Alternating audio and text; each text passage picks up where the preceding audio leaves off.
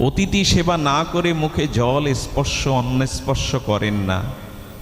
সারাদিন উপবাস থেকে এক অতিথিকে পেয়েছেন, ৮০টি পর বৃদ্ধ, ৩ দিন মুখে কোনো গ্রাস যায়নি, অন্ন যায়নি, জল যায়নি। আর সেই অতিথিকে সম্ভাষণ করে যখন অন্নের থালা দিয়েছে প্রসাদ, ৩ দিন ভুভুক্ষ এই ক্ষুধার্ত মানুষটি নিবেদন না করে গোগ্রাসের মতো প্রাণ বাঁচানোর জন্য মুখে তুলেছে। বলল, দাঁড়াও পাষণ্ড, যার অন্ন পাচ্ছ তাকেও একবার নিবেদন করলে না? তোমার মতো মানুষের অন্ন আমার এখানে নয়।